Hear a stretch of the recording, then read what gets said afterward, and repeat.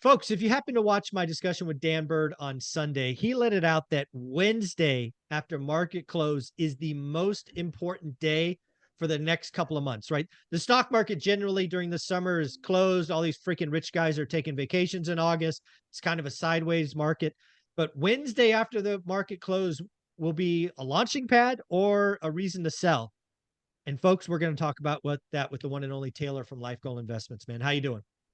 I'm doing great. Thank you. This is an exciting one, and this is an exciting day on Wednesday. The market is going to be tenuous between now and then because we don't know what's necessarily going to happen. And I'll give you some numbers when you're ready for them about what the move from this company was last quarter to this quarter. So would you agree? You obviously know what company I'm talking about. We'll spring it on the audience in a minute. Do you believe this one earnings report could potentially impact the next 6 to 8 weeks of trading? Yeah. So I'll just ask you this. What's been the epicenter of stock market growth this year? What has been the word or the vowels that people are using ad nauseum on earnings calls? And what is the company that is the epicenter of that? Yeah, the answer is AI. And it's funny, on my daily financial news this morning, I equated it to the gold rush. And in the gold rush, it wasn't the miners that had these, sparkles in their eye that drove across country or whatever they did, took a mule or whatever it was, wagon wheel across country to dig for gold. It was the people that sold picks and axes or picks and shovels. They're the ones that made the money. So who is the person making picks and axes in AI? It is, of course, NVIDIA. NVIDIA reports on Wednesday. This is a big one. They have been the leader in the high tech, like the really high end semiconductor space, and they have absolutely dominated it. yeah. So again, I think NVIDIA is the picks and shovels. It's really similar to Cisco in the dot-com era. They were the backbone of the internet. And again, I was at Yep. Cisco during that crazy time as a contractor, not an employee. But it's very interesting to watch. And if you haven't gone back and checked out Cisco, it had a multi-year run before competition and before other things came in. There will undoubtedly be another company making picks and axes for AI, but I don't think it showed up in the last 90 days. So what happened last quarter? Yeah. So last quarter, they reported earnings of $7 billion, just a little bit over $7 billion. Revenue or I'm earnings? sorry. Sorry. So no, no, let me. I totally misspoke. So last quarter, when they projected earnings moving forward, the previous quarter they had projected Q2 earnings to be 7 billion. They Okay. raised that guidance to be 11 billion, a little over 11 billion.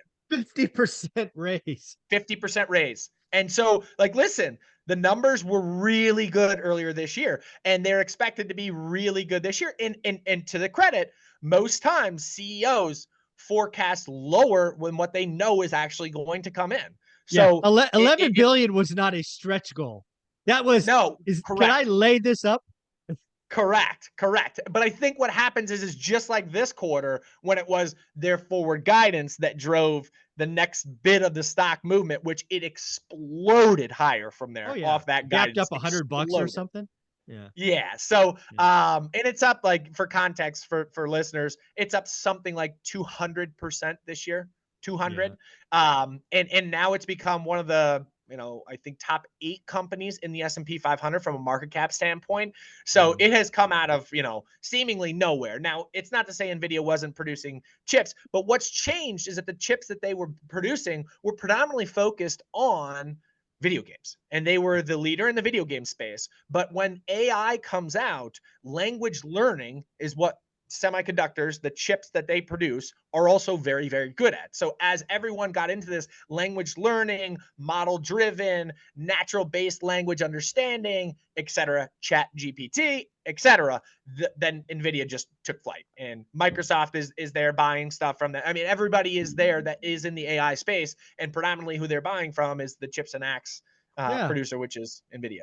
Yeah. Again, if you want to go dig for gold and today's gold is AI, you got to buy, picks and shovels. And as of today, they're the only game in town. Um, And so I think we're going to talk on the next video about this. But what people have to realize is their chips, 90% of them are produced in Taiwan, yep. right?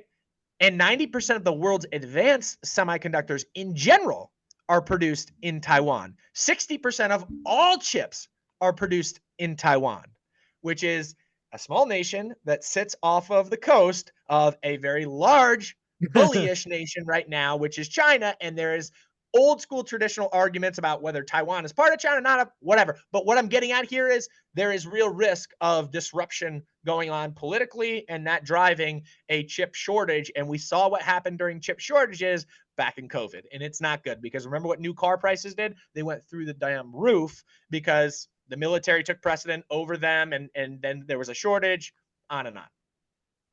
Yeah, so I guess usually Wall Street has a whisper number. I don't know if you happen to have that or can poke around what that might be. I don't have it. So I don't have where Wall Street thinks it's going to come out. I probably can source it and get it. But I'm not sure exactly where it's going to be, but this is It's got going to to be over 11 billion. It has to be. yeah. It's got The whisper this is has to going to be. be the day that the market could go, "Oh boy, either the earnings didn't get hit for Q2, which I don't know. I think to our point before, like they don't launch these crazy high numbers with the chance of not hitting them. So the expectation is they hit it, their guidance that is. But then it's okay. What do they say about the demand moving forward?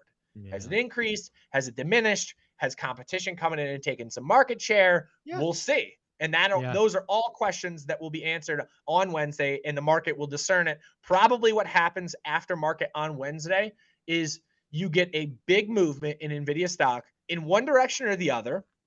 Time will tell which way it goes, and then the market will sort it out the next day and figure out if that move that happened after market, which can be incredibly volatile, is sustained throughout the next day on Thursday.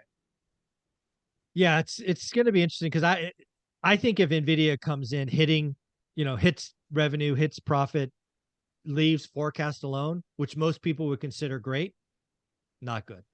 No Yeah, bueno. yeah. There's so much euphoria priced into the stock right now that it's going to take a really Perfect yeah, report. yeah, it is. Yeah. I agree with that. Yeah, and again, if it misses or even just comes in even, there's so much. Again, I think we've said this, right? The market is hungry for a reason to sell, and if the purveyor of shovels and picks for this generation's gold rush is not performing, watch out. Yeah, totally agree. Totally agree. Big day on Wednesday. Get your popcorn ready, folks. There you go. There you go. Taylor, where can people find you? Yeah, find us at Life Goal Investments. We're on both Instagram and on TikTok, having fun daily. There you go, buddy. Thanks again.